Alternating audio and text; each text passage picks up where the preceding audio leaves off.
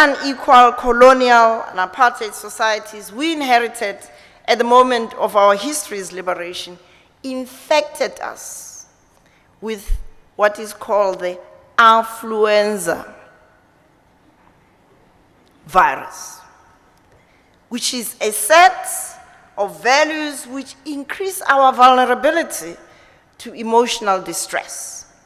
This distress stems from our fear of being left behind in the race for power, for affluence. We tend to place high value on acquiring money and possessions and looking good in the eyes of others and wanting to be famous, of course.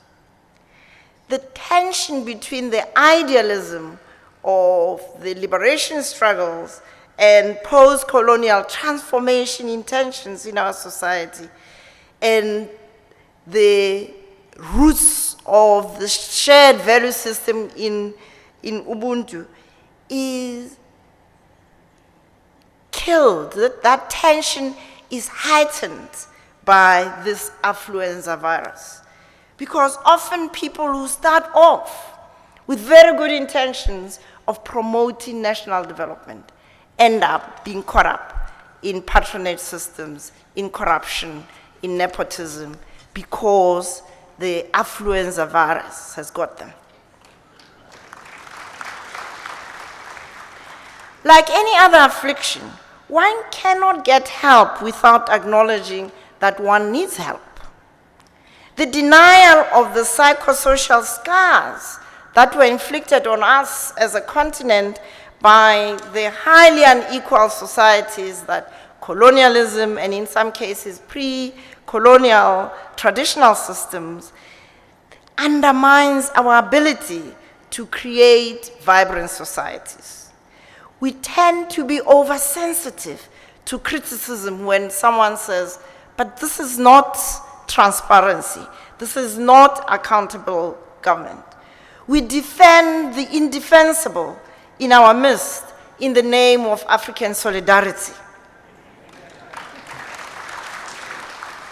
But is this solidarity to benefit the majority, or is it solidarity amongst African leaders which is used as a protective shield behind which they hide their poor performance to the detriment of ordinary citizens? The African Union, which started with great promise of putting the history of the OAU behind us, has failed us recently. I don't know how many of you are aware that at the meeting that was held in West Africa a few weeks ago, the AU adopted the protocol on amendments to the protocol on the statute of the African Court of Justice and Human Rights. The name alone tells you there is something wrong. This protocol grants immunity to prosecution for heads of state and public officials.